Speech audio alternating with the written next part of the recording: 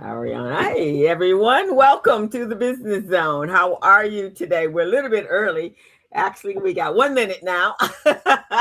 So we're gonna do something a little different today. Not gonna start with our music. We're gonna bring our music in a little later. We're gonna be like the big podcasts out there doing their thing. So introduce yourself, Mr. Gilbert. This is Coach Gilbert Buchanan, your small business paramedic. And folks, we're going to have an amazing show today. My co host and I are going over a topic today about communication in the business space for women entrepreneurs as well as other entrepreneurs. But we're going to focus primarily on women entrepreneurs because they're pretty much at the back of the pack right now. We're trying to bring them to the forefront. So I want to put some pointers out there for female entrepreneurs, guys. So, co-host, how are you doing there today? I am well. I'm excited about this topic because, we're going to talk about everyone communication and secrets that every business owner should know. But we are actually emphasizing a lot on women because sometimes the marketplace is just not balanced when it comes to men and women entrepreneurs. So we just want to talk about some things that we think are challenging. But more than that, I think communication today is so challenging for everyone, especially the young people, right? And so there are reasons for that.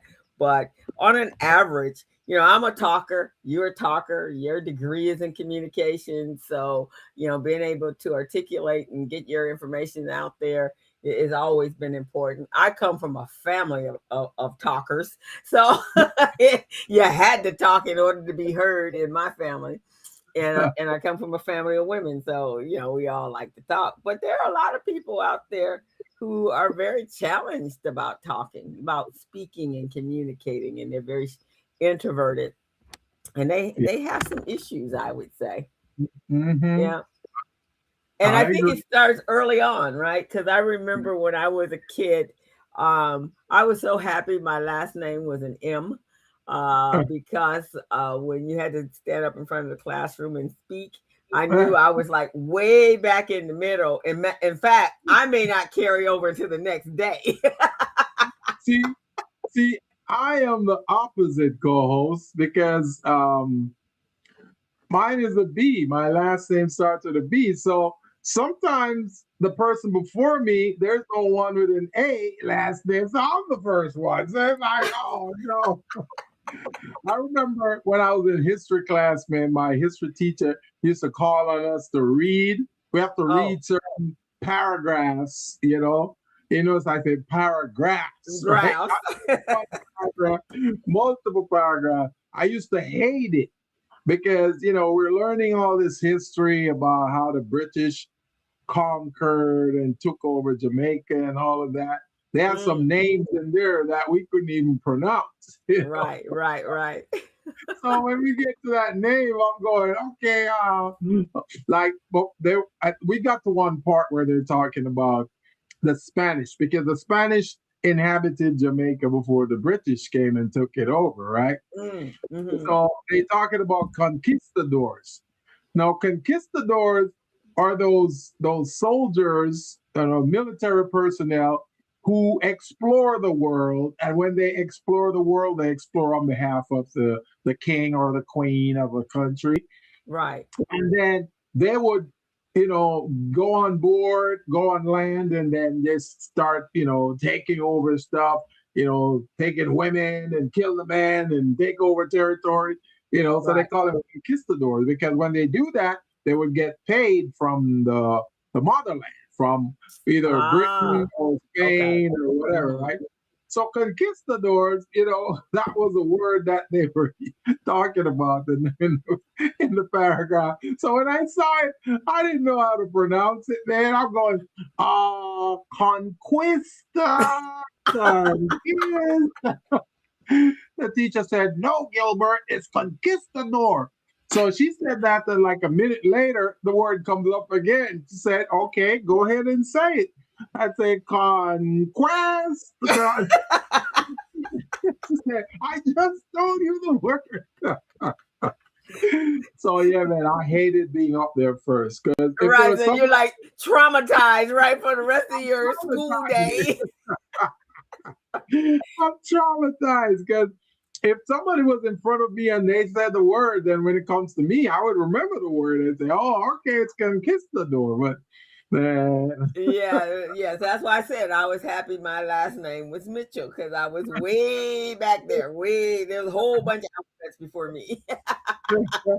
So I was all, but as as I got older, it got different. So today we're just going to talk about because communication was challenging. It was really more when we were growing up, just what you knew and what you didn't know, right? Or like you said, if I could pronounce the word, yeah, that would be the thing that would be you would be hesitant on. Not that you didn't know how to speak, you yeah, just or someone that had a language deficiency, a lisp, or something like that, and or yeah. stutter. I have two uncles that were, oh my God, tremendous stutterers. And so, of course, needless to say, they didn't like to speak in public. That's the only two, probably Lord, the only two in my family that wasn't speakers was because they were stutterers. And one was really bad, one not so yeah, bad, but one was really bad. So, but today, communication has gotten more difficult, mainly because of the digital saturation, right? yeah, Everybody does everything with their phone, they text, they do their emails, they whatever. And there's less and less face to face interaction. Because that was the other thing. We didn't have a phone, so we yeah. had to see people in person, right? So and you communicated on the telephone, not you didn't have anything to text it. And so as we've gone into the 21st century, and going into the I guess the 22nd century, and I told somebody recently that the computer and the internet, or more the internet, is like it's a blessing and a curse at the same time, True. That is true. because there's so many things that we would have been doing if we didn't have certain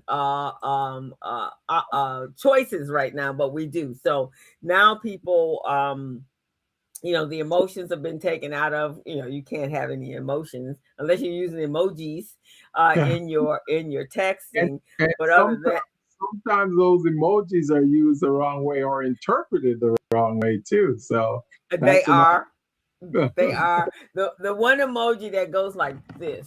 Now, to me, that means thinking, but Yeah, people will, right, and people will use them going, "Are they thinking about what I just said?" I thought it was clear. I never thought of it that way, co-host. So now that you mentioned that, I might stop using that. I might go, oh, is that how they're thinking of my Right. emotions? But if it's something that you're asking a question, or like, remember Arsenio Hall used to go things that would make you go, right? So Yeah, that's that, right? So that's that one. So, but as we've become more technological, connected as people, we now have shorter attention spans, and we've reduced our ability to interpret nonverbal clues, which would be like a tone or body language. And as kids, we learn when your mother, especially your father's tone. And I heard this a long time ago. Why do babies, when the baby could be screaming at the top of their lungs, and soon as the dad walks into the room and go, "Hey," the baby would just stop crying. yeah, Like, what the authority, heck? authority, man, The authority. authority and the tone, right? The sound of his voice is deeper than the mom's. Yeah, And so therefore the baby responds. And then body language, your mom had that look like she's about to knock you into the next year. That would stop you from doing anything that you had contemplated doing in that next moment. I want to say shout out to Miss Pat Sinclair. She's in the chat. She's saying Happy Good Friday, family, and Happy Good Friday. Happy Good Friday to you too, Miss Pat Sinclair. And she got the emojis laughing emoji. She's laughing at what we're saying. But Yeah. is that how is that Happy Good Friday? Amen. Blessing Happy you. Good Friday to you too. Yeah, those are the appropriate emojis, the laughing ones, because she's Yeah, really laughing. She's having a yeah, good time because with that. you know it's either funny or the person is laughing, you know. Right, But exactly. But this one is the one that like, now why yeah, did you say that? Why did they do that? And I have somebody that does that on quite a few of my posts, and I'm thinking, what does that it, mean? you know, And then we're going to talk about that. I do that too. I send that one too, especially when I'm sending something like with Black Excellence, where I'm sending you something that is a historical fact that nobody want to talk about. I'll send it to someone like yourself or someone else, and I put the emoji, with a person thinking like, things And that that's make what it, that means. yeah, That's what that means. Not when you're trying to be funny and somebody, unless of course they don't think that is funny, and that's another yeah, thing. But yeah. they don't get your humor. But here's some interesting facts, Gilbert. Yeah. Every day, Mhm. humans send 23 billion text messages. This is every day. 53 billion? 23 billion text 23 messages billion. Holy, every day. I did not know that. That's And one that's one of those things that make you go, hmm. hmm, and over 350 billion emails are sent a day. Now, that doesn't Wow. necessarily mean you're sending it, but that's what's coming back and forth. I know in a week I get about 200 and something emails a day. And in some days, if there's a lot of traction going on with one of my clients and we got a cohort or something going on, the emails become so intense that until I go all the way down to the bottom into the night Yeah, before, that's when yeah. I get to the top of it. I was like, oh look, so Gilbert sent me an email yesterday and I couldn't have seen it because it came behind all of the 25 million that I received in the See, day. I So learned I learned that, co-host, and that's why I have a solution to that problem. So I'm sharing it here. I'm sharing my secret. I'm sure it's not secret to some people. They probably already know, but I'm sharing my secret with all of our listeners here, our visitors, viewers, and the universe. So I'm sharing that right now. So to avoid that, co-host, what you just described, someone mhm. sending you an email and it gets shoved down to like the next day so you don't get to see it.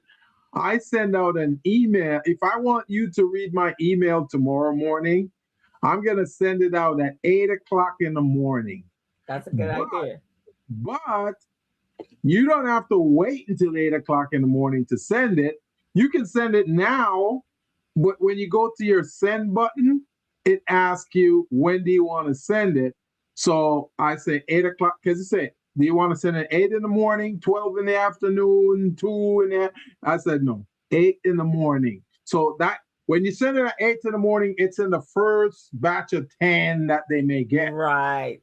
So they get to read that first. So that's my strategy right there. Yeah, I think that's a good strategy. I do that when I'm working on, say, like Fridays or Saturdays or Sundays, and I don't want people to call me Yeah, or even know that I'm working on that day. yeah, So I will, if it's Sunday, I will schedule it Patricia says. I will schedule it for like 5 or 6, yeah, depending on the people. If it's somebody I know what time they get up, then I will, it might be 7 o'clock. If they were those early risers, then yeah. I'll do it at 7 o'clock in the morning. But I don't want anybody, not especially my clients, know that I work on the weekends because they will If- overstep that boundary easy.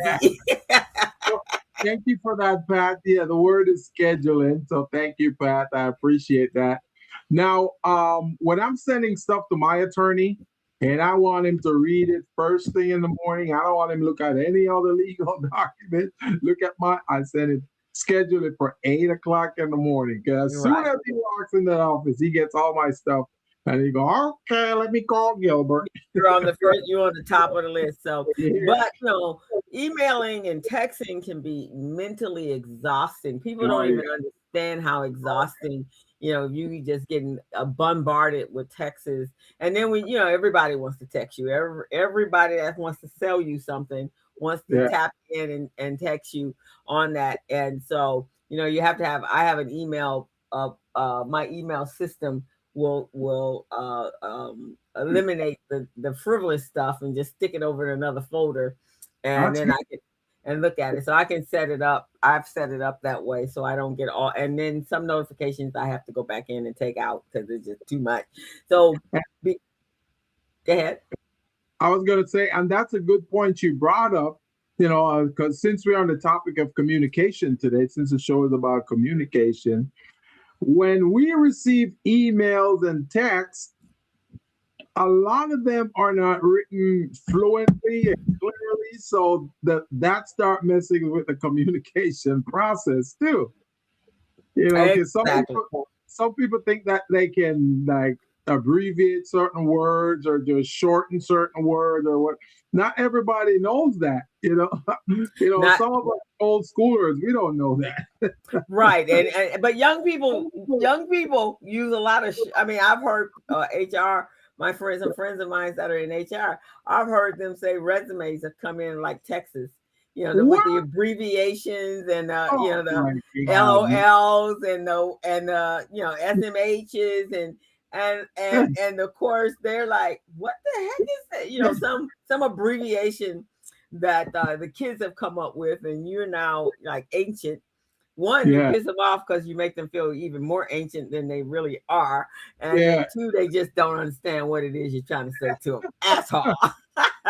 So You know, if I'm looking at resumes, man, and the verbiage reads like a text, I am throwing that resume in file 13. I'm throwing it in the garbage. I'm not even looking at it. and we would never have thought about if you didn't ever use proper language Yeah. and diction and vocabulary. When you Yeah. do your resume, that's just like at the top. That's a prerequisite Yeah. um, to it because this is what they see before they meet you. So Yeah. this is the first thing that they see about you. So if you got misspellings or any of that sort of stuff, Yeah. then it just jumps off the page. So, but in today we're living in what we call an untamed free for all when it comes to language. It's just however you feel, put it in a text, put it in an email, Mhm. whatever it is, however it's spelled.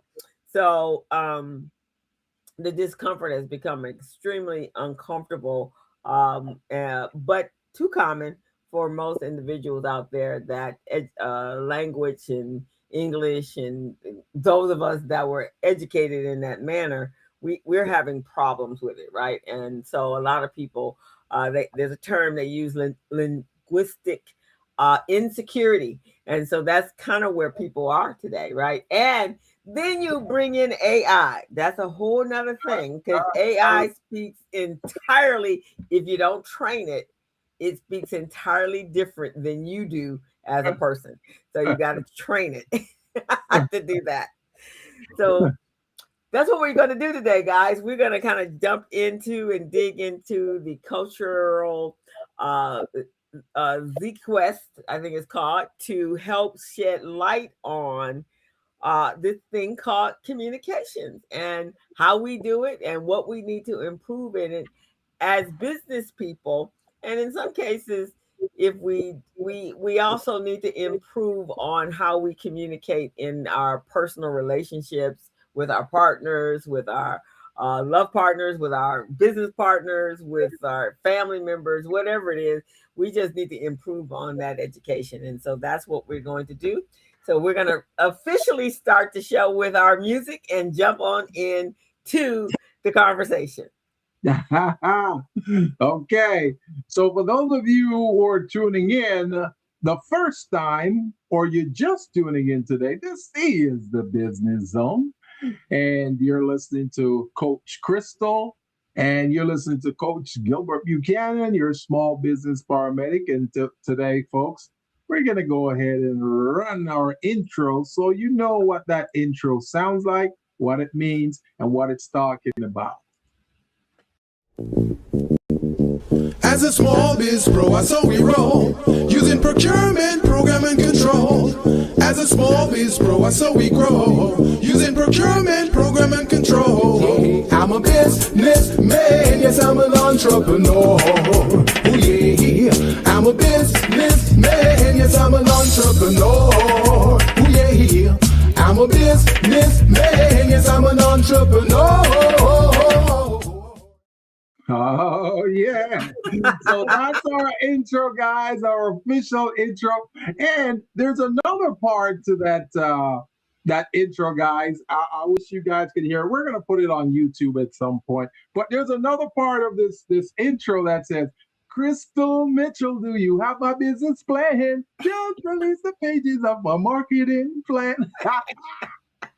And you guys need to know that that is Gilbert that is singing. First of all, if you're brand new to our podcast, that is Gilbert, and and he also wrote the lyrics to that because at one time in a prior life, Gilbert was a musician and he actually sang. He was a reggae star. I'm a reggae star without all the money, guys. They haven't paid me yet. They have not paid me yet. I'm still waiting for those checks. You still waiting for your checks. Oh, but that's who that is, and it actually here we are. What 9 years, almost 10 years later, and it's still very relevant to what we do and why we do what we do. So. A timeless song, Gilbert, a timeless song. Yeah, and you know what's amazing about it, co-host? I wrote that song in about 15 minutes. I was on my way to the studio because that's when we used to do our podcast in the studio. So at a radio station, television station / radio station. So we were I was on my way to there, and I said, you know what, we need a theme song for this show. So in 15 minutes, while I'm driving, I wrote the song. You know, that was amazing. So and it's so apropos, co-host, because the things that we're saying in it is pertinent to entrepreneurship. It's pertinent to what we do right now as business coaches, consultants, everything. You know, we talk about the business plan, we talk about the capability statement, we talk about the balance sheet. We talk about the income statement. We talk about all of those things in the song. Exactly. And because, because that's the whole ball of wax for being in business, the language of business. And that's what we have, what is in the song. So, is cool, Gilbert. We love your song. And I guess when Gilbert retires from business, I guess because he still has a real passion for reggae music and singing, he just doesn't do it in professionally anymore. Yeah, I think I'm gonna lean back into that, co-host, because I really love it, man. It's really my passion, and I listen to some of these singers out there. You know, what the heck are they singing? You know, these guys, do they know how to sing? You know, I had to chuckle, and then we're going to jump into well, first I'm going to ask you how was your weekend, but before I do that, I was listening to a pastor, and he was talking about what's going on in this world today and how people easily lie, and as if you don't know what the truth is, right? Yeah. And he says, and he's talking. He says, and this is this, and then you remember the song that Ziggy Marley made? I didn't do it. What was that song? That was one of my favorites. I was Shaggy. Shaggy. It wasn't me. So he was like in the middle. He says, it's like that song with Shaggy. It wasn't me. And I thought I would die. That's hilarious. That's hilarious. You know, even Michael Jackson loved that song. And that was my favorite. When it wasn't Michael me. Jackson loved it. And Shaggy was performing it, and Michael Jackson was sitting in the front row. And he said, I just love that song. So I assume this pastor loved it as well, because he was on being interviewed on a news network, and that was his analogy. He said they lie and they tell you it wasn't me, like the Shaggy song. That's hilarious, co-host. That's hilarious, man. Yes. Before we jump into our topic, so how did you have a good week? Oh yes, man. The week it was great. I worked on my putting together my marketing material for the next cohort of the next level contract readiness mentorship program, and it was amazing, man. You guys, when you see these marketing materials that's coming up, man, you guys are gonna go what? So I hired some spokespersons to deliver the script for Okay. my marketing commercials, man, and I'm very pleased, very proud of it. So when we're gonna put it on LinkedIn, Facebook, YouTube, all the platforms out there. We're gonna send it by email, send it Okay. to chambers. We're gonna plaster the marketplace with this, man. So I'm Awesome. very excited about it. The one guy that I like, he's from Los Angeles, and man, he has an amazing voice. So Okay. um, I Awesome. can't Awesome. I'm wait to looking forward hear to see. his rendition of it. You know. I'm looking forward for it to rain into my all my devices. Oh yeah, I'm gonna be sending it to you, man. And yeah, and I take a little different angle. You know, most of these people out there when they're marketing, are you looking for a mentorship program? Well, Right. this is the one you want to join. No, no, we're not doing that. We're taking a different approach. That's We're good. doing a different approach, man. So yeah, it's gonna be amazing. So I'm gonna send it to Miss Sinclair. I'm gonna send it to Miss Izette and everybody, man. So they can send it to their folks, and yeah, this is gonna Yeah. be a more improved program. So that's what I've been working on, co. Awesome. Awesome. I will definitely share it out to my network, and I have a number of individuals that are I'm coaching right now, so I'll make sure that they get it as well. So just when it's ready, just ship it on out to me so I can make And sure that happens. the beauty about it is, you know, it's such high level, it can go anywhere. You know, it can go anywhere. So I like Oh, cool, cool, cool, cool. Well, I look forward to seeing it. My weekend was pretty good. The BBA, the Black Business Association, had their salute to women. It was the last. It was on the 31st, And you were I guess. there? You were there? I went. I attended. So all of the who's who of Black women in Los Angeles that's been doing things were Uh-huh. there. It Yeah. was really amazing. It started at 8 in the morning and was Wow. over about 1 or 2. Mhm. So it was wonderful. Prior to that Friday night though, I had to do some navigation because I went to head after the show.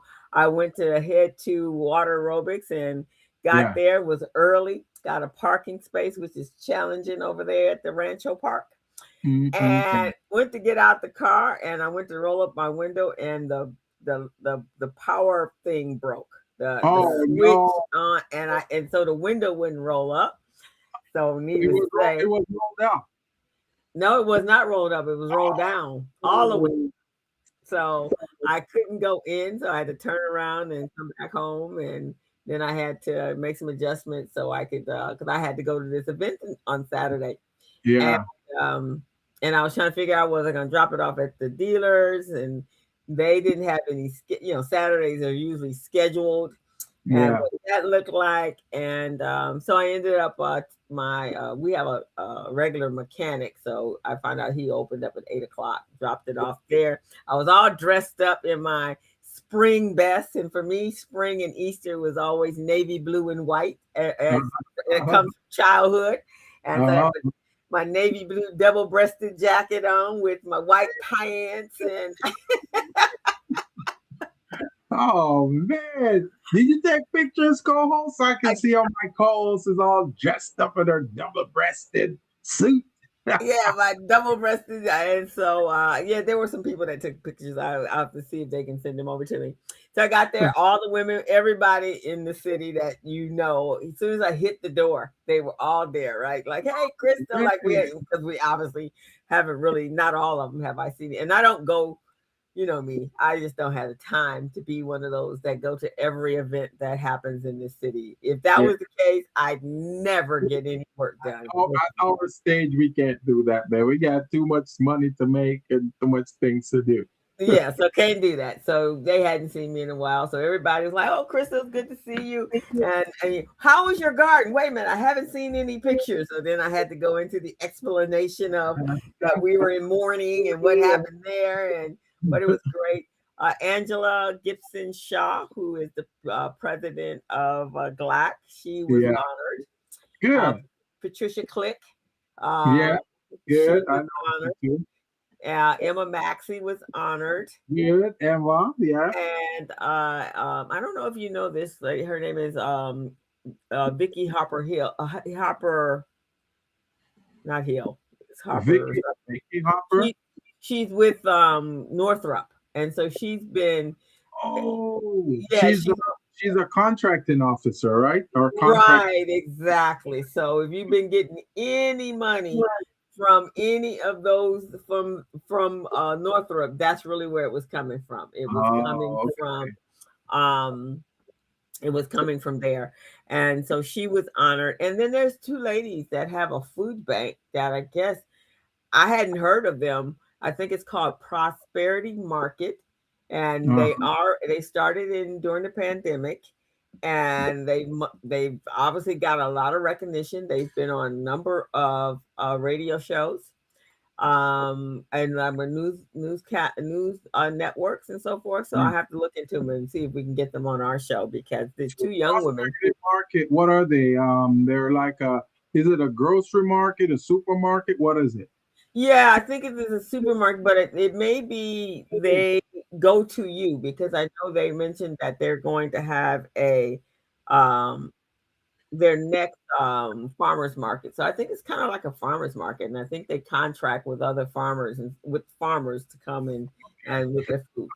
I would love to learn a little bit more about them, because if they have like a supermarket or something like that, I can definitely help them with some of their products, because I have a connection that, they provide all kinds of products Okay. and at a good price. So these retailers would love them. So if Okay, I'll find out more information, and maybe I can find out how we can get them on the business zone, and that way yeah, we can get some firsthand information. All right, guys. So basically, had a pretty good weekend. Rested on Sunday, because my week has been pretty intense with this pre-prep for taxes stuff, and excellent. so I still got a little bit more to go, and I should finish up this weekend, and that's it. And as I Right. said last week, if I am not helping you right now for 2026, it Yeah. really will not be a good idea for you to reach out to me in 2027 to be worried about 2025, because it ain't gonna happen. That's we need to get our small businesses a little bit more disciplined, though. We need them to understand the importance of one, scheduling their taxes to be filed in a timely manner early, and two, actually filing their taxes. So, because you never know when either a bank, a lender, an investor is going to want to look at your financials. You got to have those things ready and available, guys. The tax returns, the balance sheet, the income statement, the statement of cash flow. You got to have them ready, because that's how small businesses lose opportunities. And when those things happen to them, what do we call them? Invisible small businesses. Okay. You Mm-hmm. don't want to be invisible. You want to be visible at all times. Exactly. So take heed from Coach Buchanan there, because and then so part of this communication, I've had to put my foot down and put some boundaries in place, man, because they wearing me out, wearing me out. So all right, let's get on with the art of communication. So, Yeah. guys, before we get to tools and the techniques of communication, which is all fantastic, but Mhm. we want to share something that most of us as coaches, communication coaches, coaches period, if we're working with you to make sure that your business is operating at its highest level and not, as Gilbert says, what do you call it, invisible And businesses, right. then you have to learn the art of and the skill of being able to communicate on all levels as a business owner. So, but because the skill does matter, but we got to get to the root of the problem to understand why there's so many people today that struggle with communication.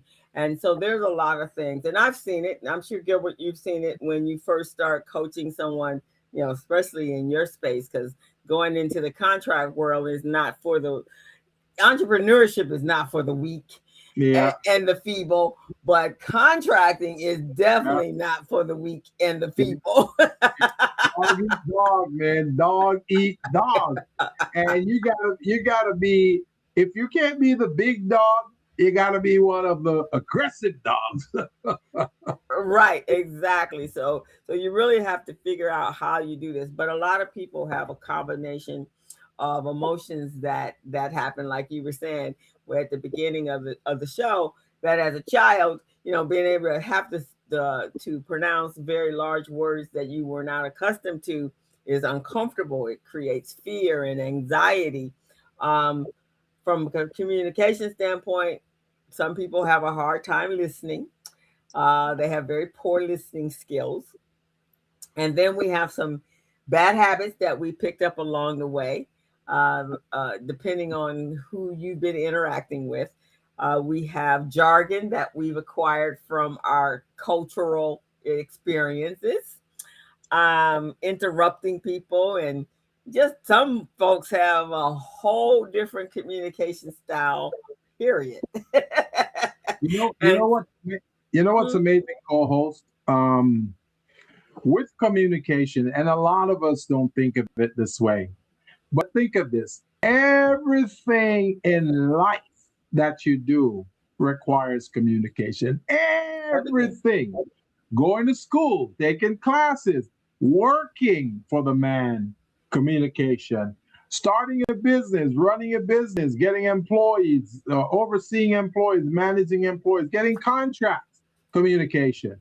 Managing the contracts, working on projects. You need a project manager and you got to do communication. Go to the doctors. You don't communicate well, you may lose a limb or so, right? Cut off the wrong one. For sure. Or find yourself Everything. taking the wrong medicine, right? Because you didn't speak up. Exactly. Yeah. Everything we do requires communication. So I don't think a lot of people put a lot of importance on that, which we really should, because not communicating properly could mean you can be rich or poor. Mm-hmm. You can have life or death.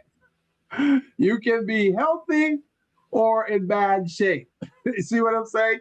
So communication then, and later on in this program, co-host, I want to talk about this. Now, you and I never discussed this earlier, but as we're going along, I thought about it and I said, communication with regard to a woman, well, not just a woman, but let's use a woman in this case, a woman and her boyfriend Mm-hmm.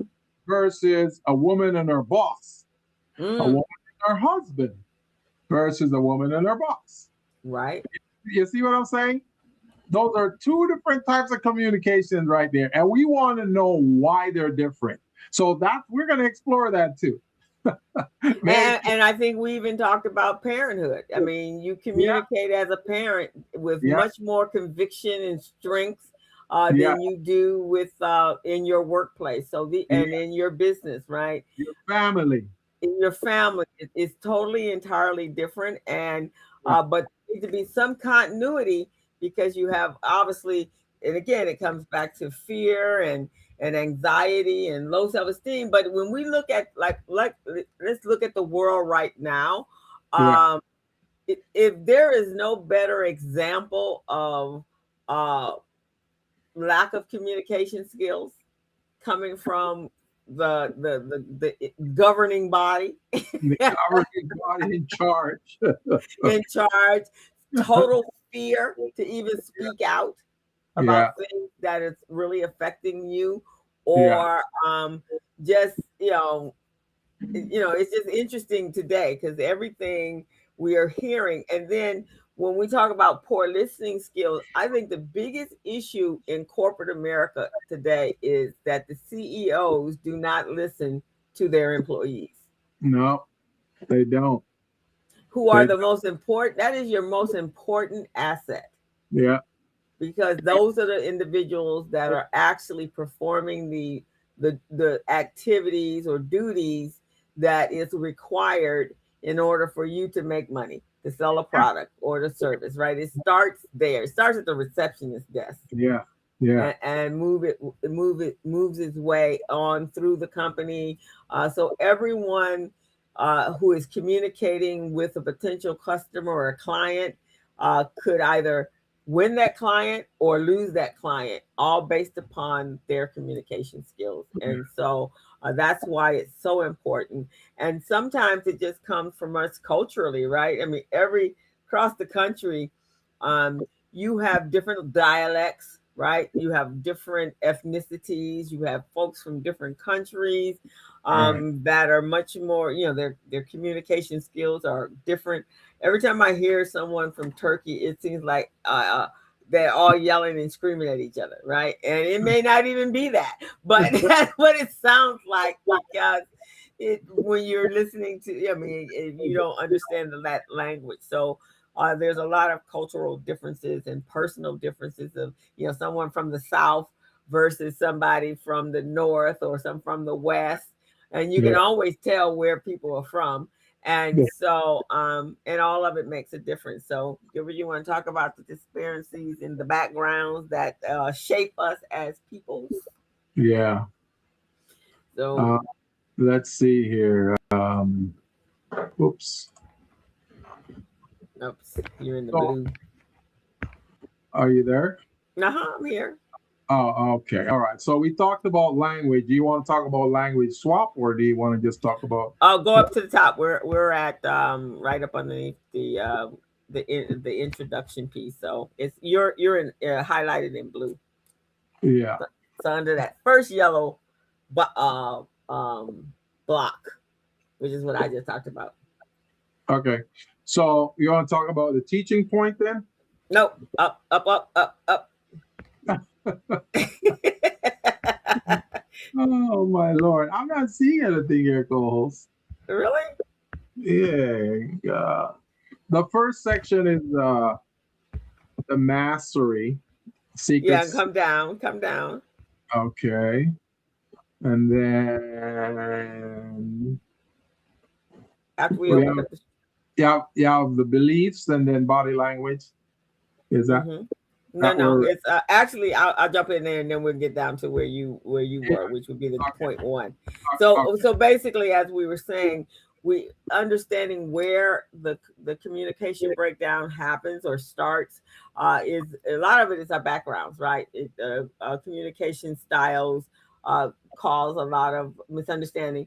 My sister has an uncle that was from Louisiana, had an extremely uh, uh, uh, thick Louisiana accent, and she uh, never could understand him. And he'd be talking to her, and she looked. What did he just say? Because it was like a whole other language. He was speaking English, but it was not an English that she was aware of or had ever heard of before she met him. And so sometimes we have these interesting, confusing conversational styles. We can't really articulate really what we're saying because we've been using a shorthand, so to speak, with our family members, right? We can speak shorthand with our families because we've been with them a long time. They kind of know what you're saying without you having to say it. And so we laughed about that because she says it was like I needed an interpreter, and my mom and she had to have somebody interpret when she had a conversation with her own uncle. Then of course there's trauma. So if you came from a family that there was a lot of abuse or very harsh upbringing, toxic relationships between your parents, sometimes just the mere fact of opening your mouth terrifies you because of the fact you have been used to, maybe your parent, it happens, you come from a family that there's been abuse. The mom has been physically abused, and every Yeah. time she would voice her opinion or how she felt, her husband would hit her. um and so you as a child, you're going to develop a lot of anxiety based upon that.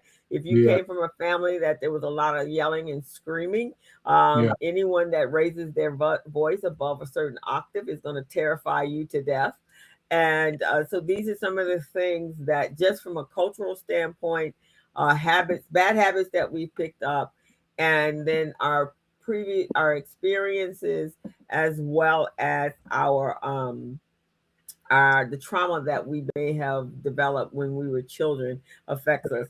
And then along comes the digital distraction. So now you got all, as we talked about in the early part of the show, we have developed some skills that are very specific to to our texting and our Mm. emailing, Yeah. and we've kind of somewhere along the line dropped empathy back in the trash somewhere. Empathy is not there.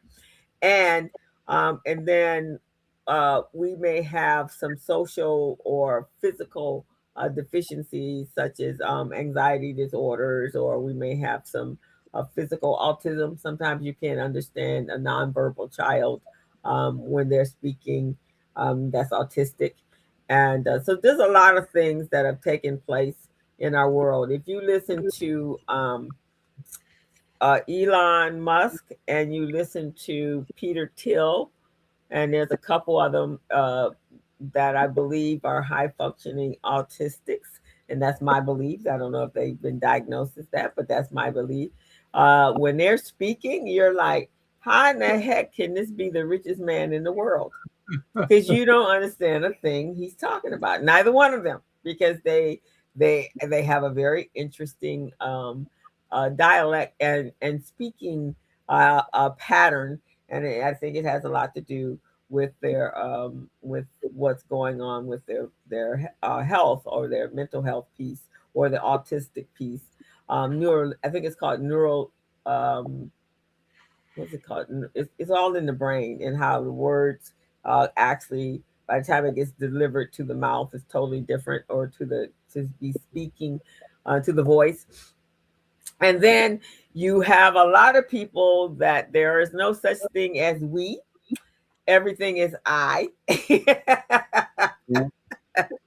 In Jamaica, And we call those the I men. The the I I men. man, okay, Yeah. I man, everything is I. There's a Uh, you, I, but it ain't never a we. No we. uh, yeah. And then you have some people are very competitive right off the bat. Yeah. My sister has a problem with people that speak fast, because she But thinks it's like a salesperson, back in the they're day. trying to get something by you. You know. Right, trying to, yeah, kind of bamboozle you by speaking so quickly that you can't keep up. So she really, if you start speaking at her fast, that's it. She just stops talking. She stops listening. She just completely shuts down, because you about to take something from her. And the thing about it is, you won't even realize it until later on. Say, how could I let this person slip this by me and I wasn't paying attention? Right. And some of the scammers, that's what they do, right? They yell at you, they speak really, really, really fast, Yeah. and they threaten you.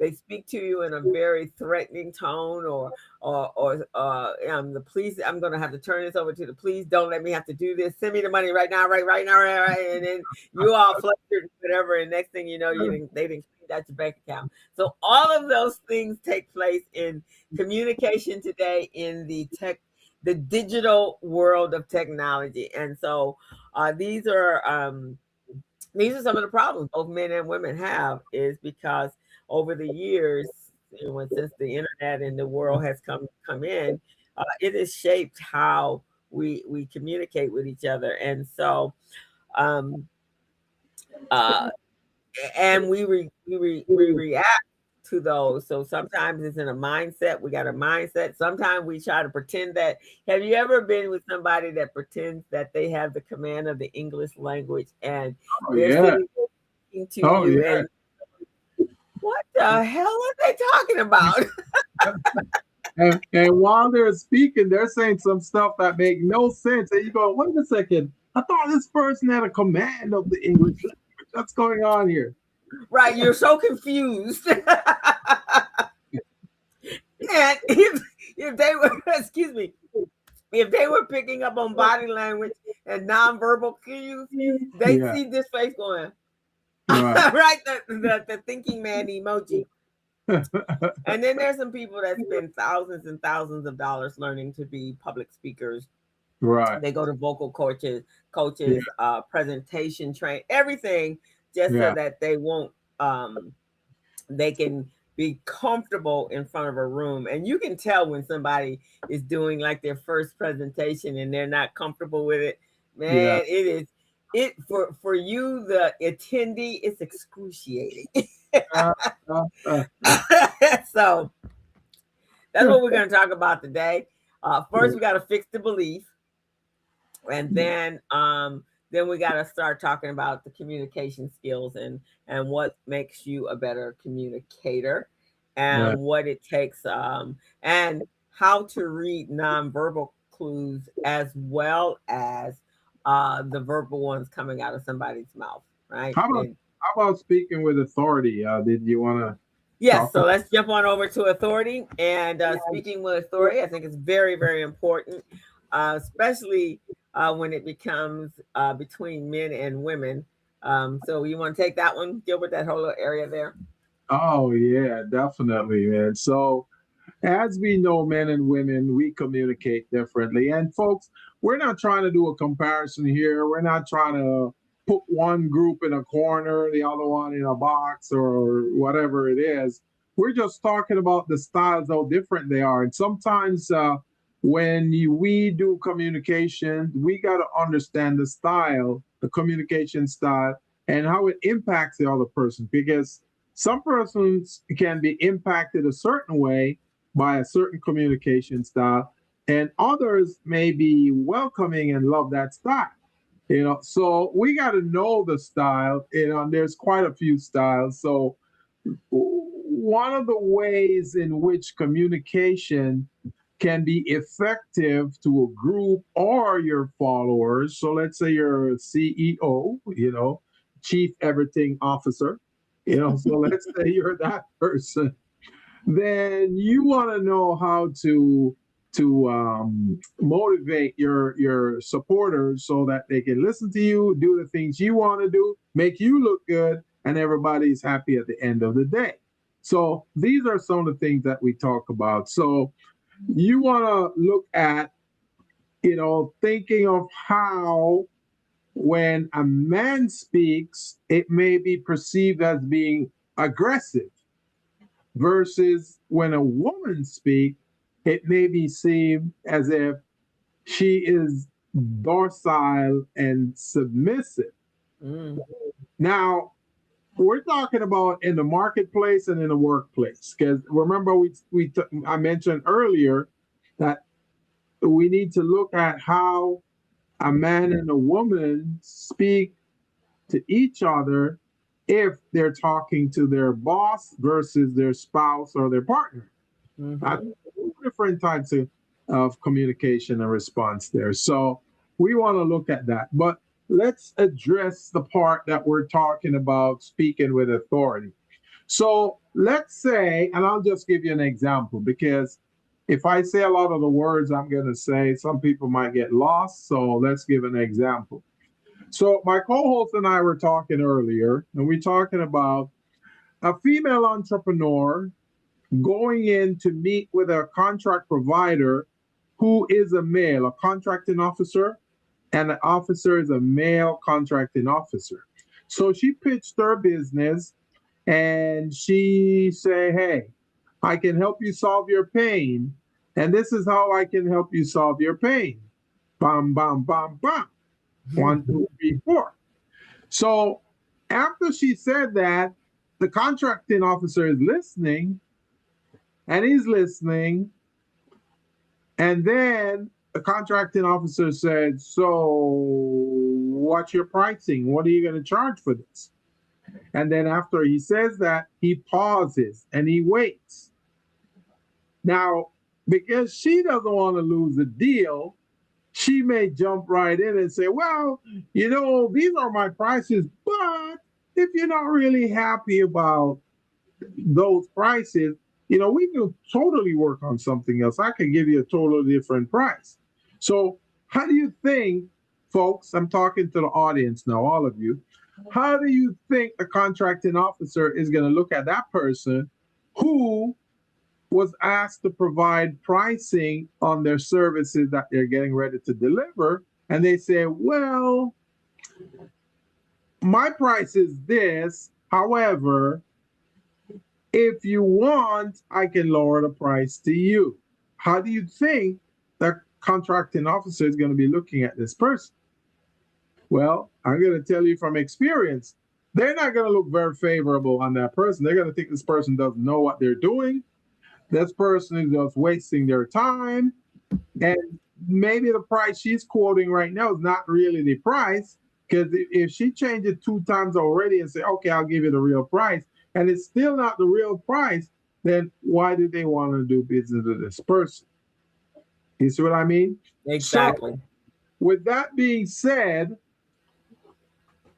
a negotiator or a presenter needs to understand how to speak with authority and when to speak with authority. And in this case, we're talking about contract providers. You're negotiating for a contract. You're selling your services to say, hey, I'm the best thing in the marketplace.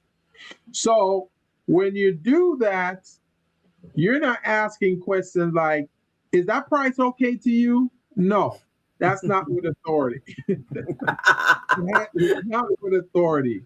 So you're going to present your price and you're going to say, yes, so these are our prices. And that's it. You stop, you leave it right there. Now, a lot of negotiators use this tactic, and some people don't know that. They use the silence, right? In broadcasting, television, and radio, we call it dead air. Okay. No one likes dead air. And if you guys are listening to us right now, and I give you guys dead air, guess what I'm doing? I'm inviting you guys to change the channel and go somewhere else, because there's nothing you're hearing for a few seconds, and you're thinking, what's going on over there? I could be spending this time somewhere else.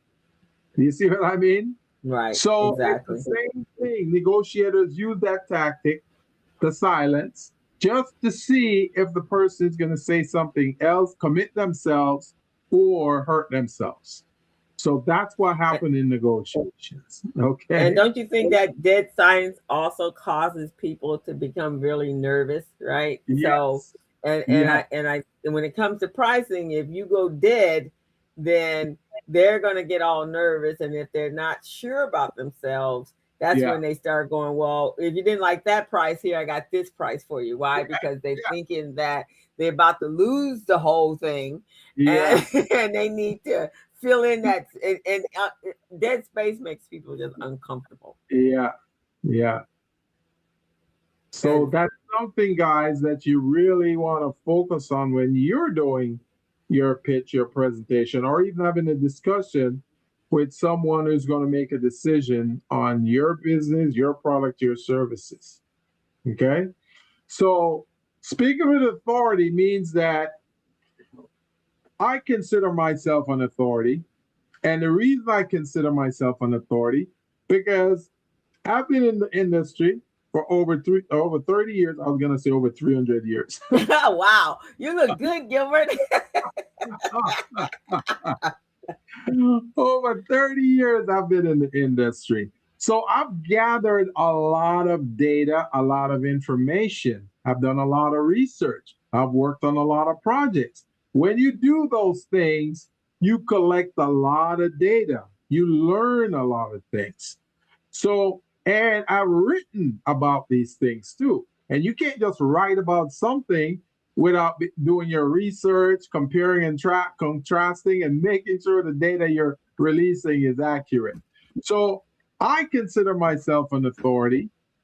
And because I consider myself an authority, when I'm presenting my data, I'm presenting it as facts. So I'm not going to ask your opinion, what you think about what I'm presenting to you, because I'm the authority. I'm the one presenting this data to you. So when I present it, I'll say, in order to back up my authority position, I would say, based on the research or market research that we've conducted, this is the conclusion we've arrived at, and we stand behind this. Therefore, our asking for this is this amount. Bam. That's it. So you're not apologizing. No. You're not asking for permission. No. You're just saying this is what it costs. Yes. And based upon your value has been attached to it, right? This is my value proposition. This is my sizzle sauce, as I tell the kids, and this is what that costs, right?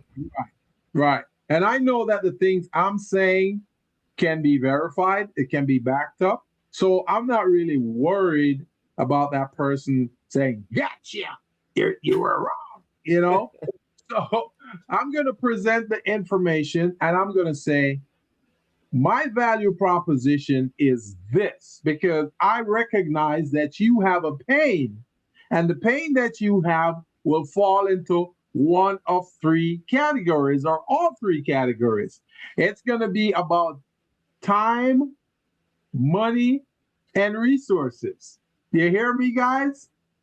The pain that your client is feeling is going to be in one of these categories or all three: time, money, and resources. So if you can provide them a value proposition that satisfies the time that it's going to take them, so you can minimize the time, or you can make the time more pleasant for them, okay, that's a value proposition you're satisfying. If you're satisfying one that can provide them resources that they didn't have, that's a value proposition you can stand behind. And the last one is money. If you can show them how to save money, how you can cut costs for them, and they still get the same quality that they were receiving before, or even better, then now you're providing some data, some supporting information that you can stand behind. And that's why there's no need to apologize for that. Right. So you're just being clear. You're just being confident about what you're bringing to the table, what you're offering them, and how it will solve their problem or meet their needs, or and at some point fit the price, the budget point that they have actually established. So basically you're just saying, you're not apologizing, and I don't even think that's aggressive. I think that's just more clarity on, this is my product, this is what it costs. Yeah. So those are some of the ways I'm thinking that entrepreneurs and small businesses should try to position themselves. Because as you know, in being in business for a while, no one really wants to deal with someone who is not sure about the decisions that they're making.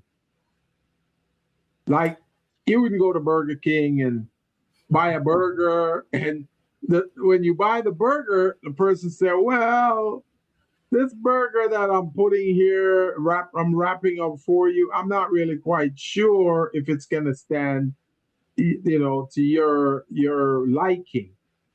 Then they wouldn't be selling much, because people wouldn't feel like, hey, this is a good deal to gamble on.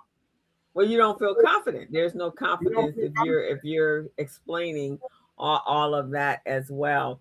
And I've been working with you as a business partner for quite a long time, and so when you and I'm too kind of fall in this category, but I think I fall into it for a different reason than most women. I do know what my value is. Yeah. But like when we're doing business for consulting for other agencies, right? Yeah. And you have your price that you go in and you do not come down off your price at all. Your price is your price, right? And That's you might that you will give them the opportunity to bring it down to whatever your lowball price is, right. but you're not going below what you've already established as your lowball price, Right. right? And so for me, and we've talked about that a number of times because we sometimes consult for the same people. But then I could, my logic is I'm also in the nonprofit world, right? So I know what the budgets are on the nonprofit side, and it's like, well, I don't know if if I can do that because that might just be a little bit more expensive than they can afford. Not thinking like my clients is this is what I charge, this is what I charge, and Yeah. that there ain't nothing you can say or do that's going to Yeah. change that, right? We might be able to um come to some different terms based upon what services I will offer for a price that you may Yeah. afford. And if you can't afford me totally, if it falls in the realm of one of my consulting positions that I have, then I'll direct you over there and then Yeah. we'll come in. But I'm not doing anything for free. But Right. that's sometimes when you hear that hesitation from me, I'm Yeah. thinking from the nonprofit who just wrote the grant to allocate this amount of money for consultants. That's usually where that's coming from. Until Right. they take advantage of me, then that's a whole nother ball game, right? Yeah. until it becomes obvious, or they don't pay me on time. If you don't Right. pay me on time, then okay, now you going. I'm going for the whole thing. Yeah.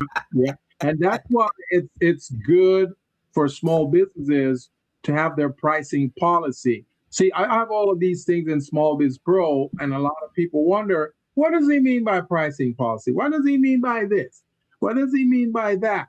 Well, those are things that you use to drive your way of doing things. So when you have a pricing policy, you know the policy was established on these principles. And when you execute on those principles, there shouldn't be a problem because even if someone say, prove to me that this, and this, all right, here you go. And you provide them the information, even, even if they're not ready for it or they don't know how to go about handling it. So at least you provide them that they have it, they can review it, and they can make decisions about Exactly. And so as you guys can see on the image here on the screen is men's communication is definitely different. It's more of a reporting. You're direct. You're task oriented. That's just how you're wired. Your brain is wired that way. You focus more on information and hierarchy, problem solving, and assertiveness. But that problem solving as a business owner, women, that's why you're in business, right? You've created a product or a service that's solving a problem, right? And so you too have to kind of formulate in that area without coming, not, and this does not mean you absorb the position of a man, because that happens a lot as well, right? Women get it. into Right. positions where they're the CEO and they feel they got to come off and be just like a man. I think we've had that conversation before. Why Yeah. are they changing, right? Because you don't have to change. You just Yeah. be you, but you just have to be assertive at it without absorbing what you interpreted or perceived the male's personality to be. And a lot of men are more they're goal oriented, right? That's even in personal relationships. I think men are like, okay, how do we get to this bottom line, right? Where the women are more okay, but what's that part in between? We Yeah. got we got to do the in between part. How you gonna get to the goal and we haven't got to the between part, right? Hey, So you know what I noticed, co-host? what? We're going over these points right now, but there was something that was hardwired in me that I didn't even realize. But What? it's true. You see the first point that says men, when they communicate, it's more task oriented and direct, right? Right. So when I was given the explanation earlier about going in and asking for an increase of salary or your pricing, what was the things I said? I said, in order to justify your pricing, you're going to go over those three items: time, money, resources, right? So you're Right. going to show them how you're going to save them time, how you're going to save them money, and how you're Right. going to provide resources for them. And at the same time, you're going to say, because of these things, I'm enhancing the value proposition that I'm providing you. So those are all task oriented. You see what I'm They are. They are. we're going to do this, this, and this for you. And this is the result you're going to get out of it. Task oriented. That's just amazing to me. That's Yeah, yeah, amazing. you're wired. You're hardwired to be that. Whereas women are more, we're in the relationship. Everything Relationship. starts with a relationship and being cooperative because we've been Yeah. taught that as young girls. You got to get along with your brothers and your sisters, and especially if you're the oldest one. We haven't even talked about the hierarchy of the age thing, and we tend to focus more on empathy and connection, which is why there are certain times, like right now in history, I think, even though it may not happen, what this world needs right now is a woman president. Why? Because there's going to be her sole purpose will to be able to put empathy back in how people think and how people feel. They won't be so war oriented, right? Right now, we got a group of people who, let's fight it out on the battlefield, right? But women, we don't go into the battlefield unless you really push us into the battlefield. Let's sit down and talk, and then let's figure out how we can be supportive and how we can do this collectively. We're not gonna go, okay, put your boxing gloves on, let's go. Right? That's not how we're not wired like that. So Let's talk about it. yeah, let's talk about it before we get to this place. We want to make sure we're building rapport and creating bonds for later on, right? We're not. Yeah. And you know what's amazing again, co-host? Last week, I believe it was last week that we talked about, no, the week before on the Business Zone, we talked Yeah. about women entrepreneurs. In order for them to be successful, they don't need to be competing against each other. They should collaborate with each Right, other. exactly. And see, that's the point we're seeing here at point number 3. It says women, their communication style is more supportive and collaborative. You see that? So Yep. we're on the right track here, co-host. On the right track. And we are into building our, creating the bonds. Yeah, but there is a way that we both can operate from a business standpoint. Exactly. So being able to do the both of them, and that's our next slide here, is how do we actually take those same things, right, with communicating in business, because that was kind of like the overall, and it's still the same thing. But women, we men may be seen as overly competitive or aggressive, but not necessarily, because we're kind of seeing that today, right? We see the aggressive talk, but we don't see the aggressive actions, right? If we look at the federal government and the way it's operating, there's a whole lot of talk going on, right? But there's no backup to that talk, right? Just if it is over the top, right? So. And then women, we're viewed sometimes as too emotional or indirect. But again, I'm gonna have to use the example of what's going on in the world today. Who are the emotional ones right now? Because I don't like the way you look, or I don't like to say I don't like what you said. I'm just going to hit the bomb button and just blow you up. So and that's my emotion. Right, exactly. And you and I were talking before the show. Now, these roles kind of reverse when you take it from the office and take it to the home. Right? Where the woman is the commander in chief at her home, right? And so if mom says no, then it's usually no. Don't go ask your father. The answer is no.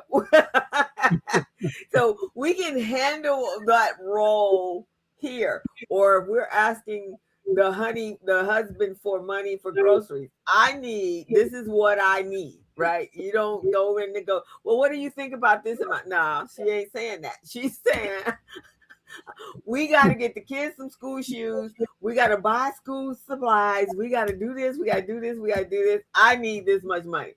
Yeah. And then the role reverses. He's like, okay, honey, here it is, right? Because he's trying to keep the peace in his own house. So it's amazing to me how when we take us women out of the home and put us in the work environment, then we become this other person, and we also have to feel that we got to absorb and be like them. But in actuality, we running things at our house. And even if we're running, and I've seen that. I mean, my mom was like, don't ask your father. I already told you what we doing here. So I don't care what he says. This is what we doing right up in here in this household. You know, it's amazing. And I presented this to a group of women entrepreneurs before. Some women leaders, some women entrepreneurs, they will speak to a contracting officer, or if they're working a 9 to 5, they'll speak to the boss, the male boss, a certain way in a more subtle and supportive tone. Yes. Than how they speak to their husband at home. They'll beat down their husband and say, no, we're not doing that. This is how we're going to do it. And then at work, the boss says, I want you to work overtime. Okay, boss. I also want you to come in early at 7 because we're going to have a meeting. You start work at 8, but he wants you to come in at 7. Right. And then you got to leave at 8. It's like, wait a second. You want me to come in early. I'm not going to be paid for that extra hour. And then you want me to stay later as well? And then a lot of female entrepreneurs will say, okay, but they're not going to say that to the husband. The husband say, I want you to work. I want you to do this for me. 12 hours. No, I'm not doing that. And so as a man, I assume that means that you're just confused as all heck, right? You're like, who the heck is this woman? Exactly. And those are part of communication that really gets thrown along the wayside, because my thing is, this is how I look at things, man. We should be kind and courteous to all the people we communicate with. But if somebody's providing you a lot of resource and a lot of guidance and support, all of that, like your boyfriend or your husband, right, you give them some grace when it comes to communication. See what I'm saying? And the boss is not going to pay you extra. He's not going to give you, a bonus or anything. He just wants you to work late. Yeah, he might be lazy. He might be lazy. Don't want to do it. He wants you to do it. So you got to tell him, no, I'm not doing that. I got a family at home I got to go take care of. And if you want me to work extra, you pay me extra. Yeah, but a lot of that doesn't happen a lot of times. You see what I'm saying? Right, a lot of times she because she's so, again, it comes to the fear, I guess, not wanting to lose her job and feeling that you have to pay. You have a different role. Yeah. And I can see that, as we're talking about that, your husband is seeing you, you're in some cases, the boss can be very domineering. Yeah. And he can have you hopping, leaving your home, but at the same time, you're in that workplace and he literally is threatening you. And so, and he's using his dominant, aggressive personality to push you down. He's using position power over you. Right, exactly. So he's shoving you down into a place, in your place. Keep in your place, lady. Yeah. Whereas at home, you have some husbands that do that, but more likely you're not going to have a husband, or not stay with a husband that's going to shove you down into this little cubicle. In fact, it's so funny. because the big thing has been since the Trump world is that men are saying they want these trad wives, right? Traditional wives that are Yeah. doing all the cooking, the cleaning, the da da da da da. They don't need to work, and you've heard that. They don't even want women to vote. They want women to go back into traditional roles. Right. Um, and so in that means that you're the home giver, the Right. homemaker, and you need to be there. And then when I come home, you need to be all dressed up like Beaver. What was it? The Beaver Cleaver's mom, when she was always dressed up and Oh waiting to serve her husband when he came to yeah. the table, Yeah. and after his long day of work, right? But Yeah. at the same time, um and then they're going to go out and work. But right now, they're not even behaving like that person that I can trust to go out there and not lose your job because you're being Right. so aggressive. And then we're Right. going to be up the Hell's Creek if Yeah. I ain't going to be able to feed nobody if this is the case. And there was this one trad wife that came out and said, "Oh heck," she said they did it. They did it for a month or two and went, "Oh no, I am doing all the work here, and you out there drinking with the boys? Nah, we ain't, this trad thing ain't working." Some bosses even, they hire you and you got to drive like an hour to work and you got to dress a certain way to go to work. And when you get to work, they want you to do all kinds of things. And a lot of female bosses or employees, they don't complain about that. But if Right. at home the husband say, "Hey, I want you to do this for me, spend an extra hour do this."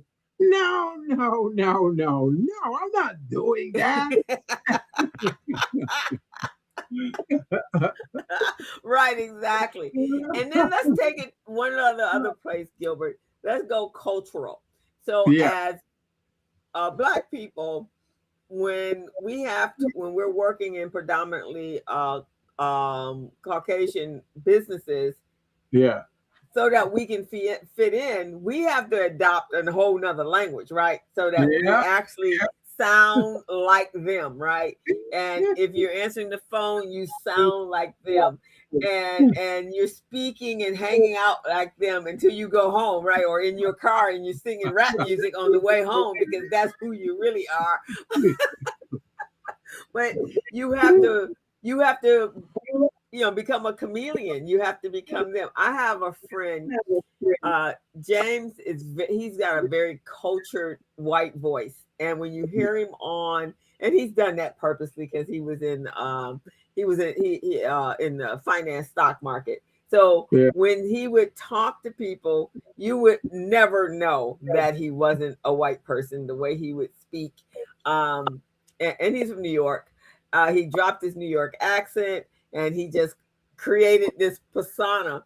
And I used to laugh. And then one time he was looking for an apartment in the Bay Area, yeah. and he used his voice, which he didn't even have another voice. This was his voice. And he used that voice. And I mean, everywhere he was going, "Oh, yeah, we got an apartment available, available, available." And he's like, "Okay, well, this is perfect. I'm going to come see it." And then when he got there, they're like, "You're not the voice." And then he's speaking, and they look so confused.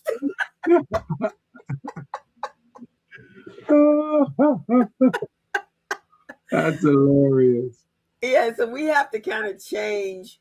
Also, we have to change not only from our home, and then we have to, because some of us are not the subservient type. So Yeah, now we have to, swallow a lot of stuff yeah, in order to be able to adapt into those environments. So it's even more challenging when you're of another ethnicity or your culture is different. yeah, In order to fit in and get a job, then you have to kind of be that person, right? So you have to switch your tones and how you would really respond. And I remember when I did work in corporate America, I worked at a company. I had been at this company for a long time, and it was going to be my transitional company. I was going to actually transition into, and I did transition into my full time entrepreneurship, be my own boss. But prior to that, there was a change, and we were like one big happy family. Everybody knew each other. There was no hierarchy. I mean, Yeah. there were bosses there, but everybody kind of was one big happy family. We've been there. Most of us have been there 10 years plus. And it was a small company, and one of my girlfriends, and we spent all our time partying. I mean, when we weren't working, we were out in the clubs partying, having a really good time, right? So we had been through our boyfriend issue and crying on each other's shoulders and doing all that sort of stuff. Well, she became the office manager, and that kind of went to her head. Yeah. And so now she's running roughshod over everybody. She's like laying down laws and doing all this. So, and all of the employees were coming to me because they knew she and I hung out, and they were all coming to me and complaining. It's like, y'all gotta go speak up for yourselves. And like, but you guys are close. You guys. So then one day she stepped over that boundary and said something to me. And I was like, I became about you and I need to go in your office and have a conversation. So you weren't using the submissive tone. You're No. using that aggressive, authoritative tone on her. I was like, wait just a darn minute. We've been functioning here all week. We didn't have any mini boss following us up micromanaging us, and all of a sudden we're gonna be micromanaged. I don't think so. I know I'm not. I was real black girl then. My head was going like this, and I was like this. And after that, she just had to stop and laugh. And she goes, "Oh my God, I was doing that right." And so over the years, for the next couple of years that I was there, or 5 years I was there, she said we would be because we did camping, we did everything together, right, Gilbert? So she said we were sitting at the campsite after our tequila and laughing and talking, and she says, "All I will say is about Crystal. Do not attack her before 11 o'clock in the morning." She is not a morning person. When the coffee hasn't kicked in yet. Nothing's kicked at that time until 11 o'clock. Then you can come at her, but don't come at her aggressive, because man, you're gonna come out like the bull that she is, and she gonna be breaking up everything in the tiny shop. I laugh. But she said, I had never seen that side of her, and I hope never to see that side of her ever again. Good. That's very good, man. That's good. You set boundaries according to what Izette said earlier. Setting boundaries is important. That's what you did. You set boundaries. So she knew she can't come back and try to invade your boundary areas, Yeah, So, I mean, first of all, I felt it was a devalue of the service or what I brought to the table, yeah. and I'm not letting anybody do that. And so, and this was just, the position went to her head, and she kind of forgot herself, and other people were allowing her to do that. And so, and that's why they wanted me to be able to be the one. Like, nah, she's not doing that to me. Now, when she does that to me, then we gonna handle all of this. And so after that was happening, I mean, we were still good friends. And so if she can laugh about it and I can laugh about it, but so yeah, you just have to, I'm still everybody knows me. I'm all about building and collaborating because I work with kids. So I think from my standpoint, my patience level is probably greater than most because of the fact that I've always worked with children and having to listen and making sure that no one feels slighted. That's just how you have to function with children. And so that same thing, since that's been a part of my business since I started, I kind of carry that over into the business world as well. So you touched on a good point there, which I think we'll cover next week when we do this program again.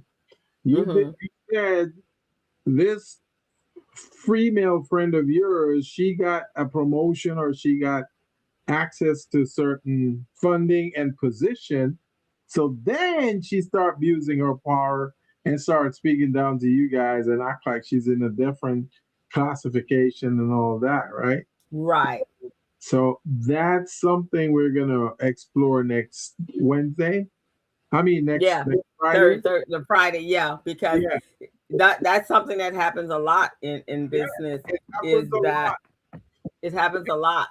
And I want to go over that dynamics to show why when men, most men, I should say, not all of them, when some men gain a position of power, why they behave a certain way, versus a woman of power Mm-hmm. who, when she gained access to certain position and title, she Mm-hmm. behaved a certain way as well. So Yeah, yeah, exactly. And that's an important part of this conversation, this communication conversation, because you do have to be consistent. yeah, If you want people to trust you and you want them to be, feel confident on your team, they have to know that there's consistency, and they have to know that you respect them yeah, for the value that they bring to the team, right? yeah, And so when you deminimize them, it really changes how they're going to work for you, and whether they're going to be a sabotager or they're going to be a supporter. yeah. Yeah, so that's really, really, really important. So, I'm guys, that go ahead, Gilbert. I'm hoping that somebody out there is listening and hearing these pointers and start working on implementing it. Either they run a business or they're an employee or something to that effect. Show us that you're paying attention to what we're saying, because what we're saying, you don't hear it this way every day. You may hear different versions and variations of this, if you go to a chamber meeting or you go somewhere else and somewhere else. But this you're getting from the horse's mouth. This is through true experiences with me and my co-host, guys. You got to check it out. Right, exactly. And we talk to people all the time, so it's not like, we have businesses in all types of genres and industries, and when you move into that contract thing, doing contract work, you do have to come across a little differently, and you cannot be apologizing for the things that you've worked hard to develop. And one, if you're going to do contract work, you got to be able to say, I am capable of doing this work. I can complete the contract, follow whatever you need, and deliver the product. Mhm. And you can have confidence that whatever problems I'm going to have is not going to affect the business that we do. That's based upon our contract. So that's important.